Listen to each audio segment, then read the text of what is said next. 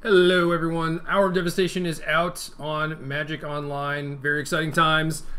Set appears to be kind of weak, but I do actually have 4 new cards in my deck, so pretty exciting stuff. So bringing back an old favorite, Temur Emerge. Did get some new cool stuff from the set, most notably Champion of Wits. Yeah, any card drawing attached to a creature body, you're probably going to find a way to make it good, right? So what this does for the deck is give another reasonable body for Emerge, and it happens to curve pretty well into Elder Deep Fiend, and it's also a blue card, so that's A+. And then just the Eternalize is so sick. I've already played 2 leagues with this deck. It's gone pretty well, and the Eternalize just allows you to grind out all these weirdo decks in the late game. I do feel like this deck could sort of benefit from a little bit of a top end, but Champion of Wits has mostly served that purpose so far. That and the fact that like Elder Deep Fiend does like really messed up stuff to the game state, especially with Kozilek's return. So a lot of the time you're going to be playing Champion of Wits on 3 and either discarding Kozilek's return or dead removal spell, dead creature, extra land, what have you. Maybe another Champion of Wits. Generally, you just deposit the second one in the graveyard to Eternalize later because you don't necessarily want to cast it, and after you cast the first one, your hand is kind of set up, so you don't need as much filtering once you play the first one. So, yeah, for the most part, that covers kind of like the late game. The stuff that we're using to fill the graveyard is kind of like a hodgepodge. I have 2 Vessel of Nascency, 2 Strategic Planning, which is another new card. Well, new. And then 2 Grapple with the Past, and I don't know, the first version didn't have Grapple, that was a mistake. The second one maxed on Strategic Planning, which I thought was fine, and it was another nice thing to do on turn 2, and it also worked better with the ETB tap lands like Lumbering Falls than something like Vessel did, so the plannings were okay. I felt like maybe they didn't dig as far as I wanted them to, so I'm going to try 2 Vessels instead. I haven't tried these in a while, and it's possible that since I have the Vessels, maybe I don't want the Lumbering Falls because I want more untapped green on turn 1. Who knows? So this deck is loosely based off a deck that Kenta Hirane won a Japanese tournament with, and his version had like a World Breaker, a Glory Bringer, only 3 Servant of the Conduit, which I think is kind of reasonable, and my first 2 versions only had 3. But I found that with Champion of Wits and the Eternalize, like, you actually do want the ramp thing. I mean, it's obviously a little bit awkward with Kozilek's return, but it is a reasonable body to sacrifice to Elder Deep Fiend, and the chip shots actually matter a decent amount. I'm playing against a lot of blue Gearhulk decks, so yeah, having the early Servant actually matters a reasonable amount of the time, even though, you know, you'll probably see that I'm going to shave some of them in sideboarding, but whatever. So yeah, I got this weirdo mix of graveyard stuff. I have this weirdo mix of creature removal. Only 3 Harness Lightnings because we're not going as hard on energy. Like, I have 2 Attune with Ethers because, I don't know, I had 4 Traverses and 23 lands and that felt okay, but I think I would rather just have Attune, have the extra source of energy. My original version of this deck only had a Braid and I think no Harness Lightnings, and that was a mistake. And then the second time I played, I added more Harness Lightnings, and those were just excellent at just like killing any sort of big thing.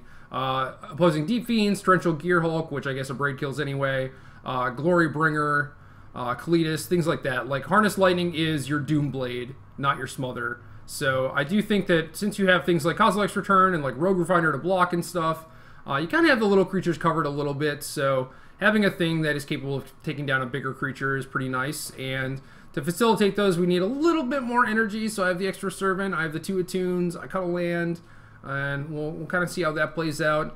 Unsummon has been pretty nice. The only thing is that you don't really want to flood on Unsummons because the game does go pretty long, but Unsummon is kind of this removal spell that can also protect your creature from removal spell, and with most of your creatures providing value, that's pretty relevant, I think.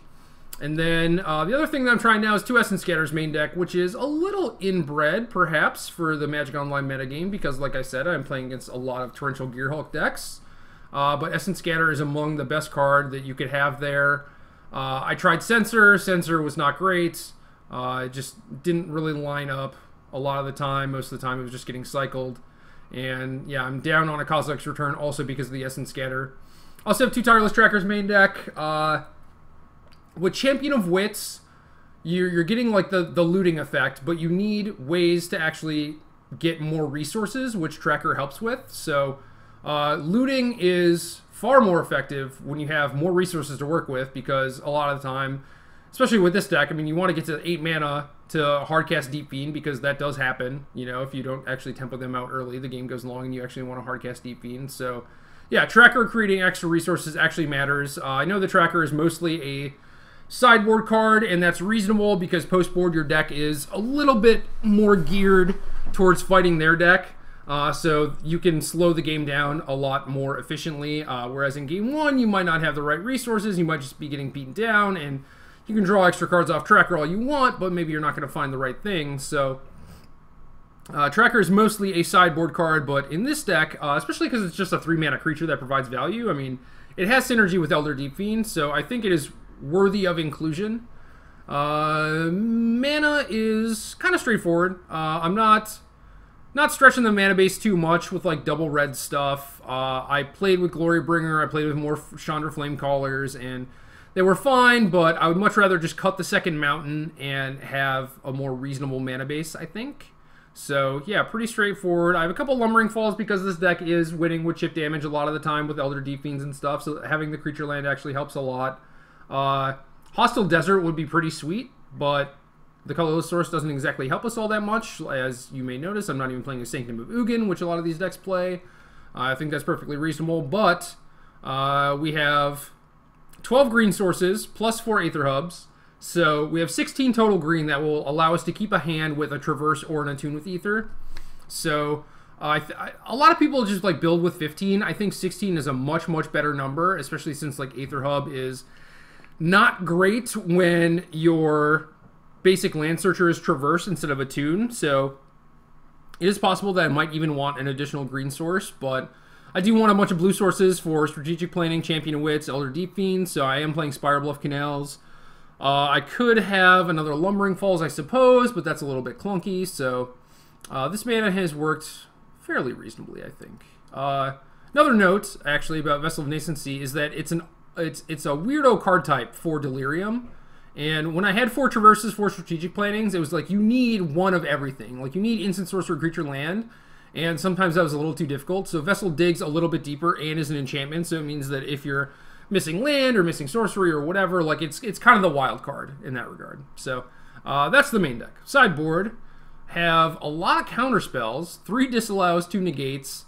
Retooled my sideboard a decent amount from when I was playing last night, and there are red-green ramp decks that you want hard counter spells against. Essence Scatter is not ideal against them, but I do think that Essence Scatter is pretty good almost everywhere else. So I have Disallow just because it's the great catch-all, you know, and stops a planeswalker, stops a creature. Some negates are mostly just for Hour of Promise and that sort of stuff. If I wanted a thing specifically for blue Gearhulk decks, like these negates would be Dispels, because I think Dispel is a much better card against them than Negate, because most of the things you want to negate are actually instants. Some of that changes now because they have access to Nicol Bolas and Hour of Devastation and stuff, but Hour of Devastation is actually not very good against this deck because it is very rare that you're actually going wide and you actually have this 6-butt on Elder Deep Fiend, which kind of hoses them a little bit, so it's pretty nice. I have one Chandra Flamecaller as it's kind of like top-end threat, but mostly it's just a sweeper that leaves a thing behind against creature decks like zombies. Fourth Kozilek's Return, I think, is kind of a no-brainer. Like, the matchups where you want this, you want all of them. So, Black-Green Energy, it is okay there. It's not really going to kill a lot of stuff on the front end, but now that you have Champion of Wits to actually discard it from your hand instead of having to, like, spend a turn casting it, I think is, like, pretty good. A couple of Braids. These could be Magma Sprays, but I think having the option of killing Heart of Kirin and the like is worth it. We go up to 4 Tireless Trackers.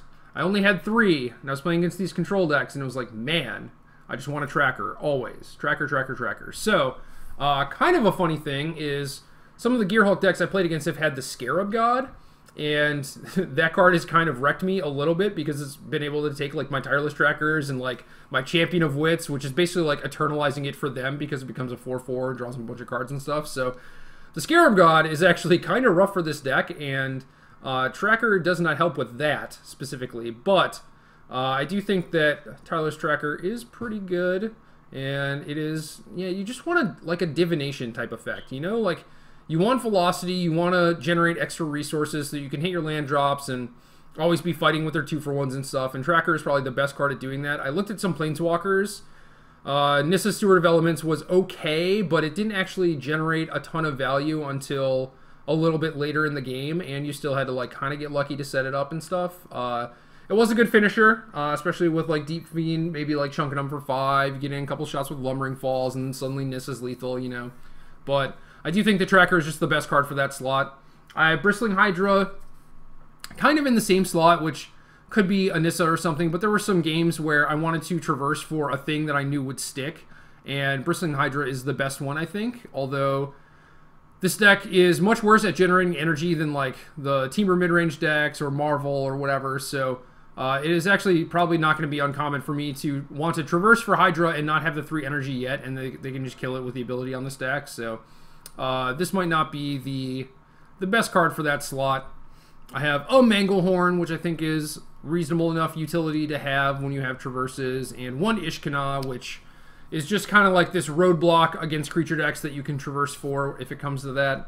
And then I have a Cut Ribbons, which, now that I think about it a little bit, maybe should just be a Harness Lightning, since I don't actually have 4 of those. But like the cut seems pretty reasonable, you know? And like Harness Lightning actually has diminishing returns in this deck, again, because we're not making energy as efficiently as the other decks. So that's it. Let's get to it.